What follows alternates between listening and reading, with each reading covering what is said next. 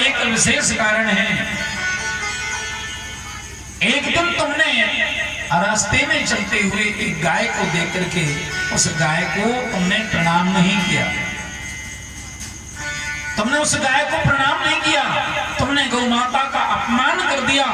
और वो चमत्कारी गाय थी, तुमने गाय का अपमान कर दिया। उस गाय ने क्रोध में आकर के तुम्हें श्राप दे दिया कि राजन, तुम्हें अपने राजसी होने का बड़ा अहंकार है, हम तुम्हें श्राप देते हैं कि जब तक तुम अपनी पत्नी के सहित गौ माता की सेवा नहीं करोगे राजन दिलीप, तुमने संतान ही रहोगे, तुमने संतान ही रहोगे। राजा दिलीप को, अयोध्यापुरी के राजा को गौ माता ने श्राप दिया। पहले पुराने समय में ऐसा होता था, आप घर से निकले और घर से निकलते ही किसी काम के लिए आप बाहर जा रहे हो और रास्ते में अगर किसी गौ माता का दर्शन हो गया, किसी गाय का दर्शन, कोई गाय दिखाई दे गई आपको, तो ऐसा नियम था पहले कि लोग पहले गौ माता की परिक्रमा लगाते थे और गाय के पैरों के नीचे की, खुरों के नीचे की धूल को माथे पर लगाते थे लोग, उसके बाद आगे बढ़ते थे काम के लिए। ऐसा क्यों होता था मालूम है? क्योंकि गौ माता के अंदर 33 करोड़ देवता विराजमान हैं।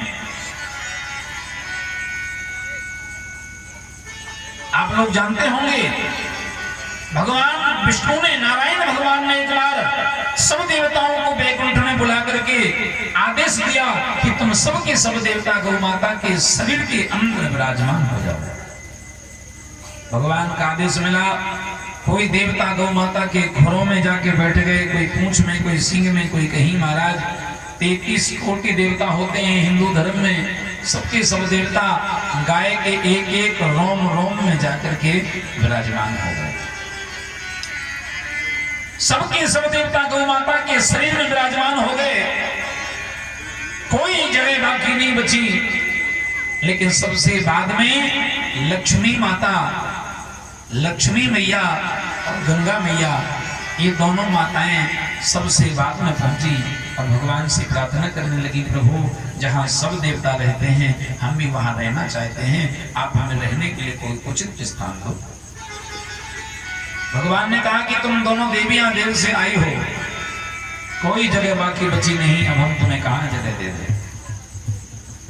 जब दोनों देवियां रोने लगी, नहीं महाराज, जहां सब देवता रहते हैं हम भी वहीं रहना चाहते हैं, जहां सब देवियां सब देवता हैं हम भी सबके साथ रहना चाहते हैं, हमें भी गौ माता के शरीर के अंदर स्थान मिलना चाहिए। तो भगवान ने कहा कि हे देवी लक्ष्मी, और तो कोई जगह बाकी नहीं बची, अगर तुम रहना चाहती हो तो तुम जाकर के गाय के गोबर में विराजमान हो जाओ। किससे कहा? लक्ष्मी जी से कहा कि तुम गाय के गोबर में विराजमान हो जाओ। लक्ष्मी जी ने गाय के गोबर में ही अपना निवास स्थान बना लिया। देवी गंगा का नंबर आया, भगवान बोले देवी जगह तो कोई बची नहीं, लेकिन फिर भी तुम अगर रहना चाहती हो तो तुम गाय के गौमूत्र में विराजमान हो जाओ। देवी गंगा गौमूत्र में विराजमान हो गई और लक्ष्मी माता गाय के गोबर में विराजमान हो गई।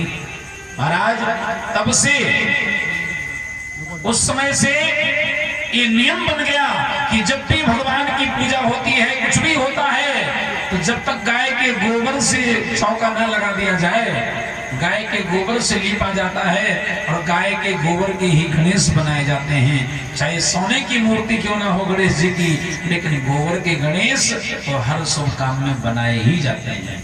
बिना गोबर के गणेश के कोई काम पूरा नहीं होता। और गौमूत्र गंगा जल से भी ज्यादा पवित्र माना जाता है। बोलो गौ माता की। राजा दिलीप ने जब गाय का अपमान कर दिया तो गुरुदेव ने कहा कि राजन, जब तक तुम गौ सेवा नहीं करोगे तुम्हारे यहाँ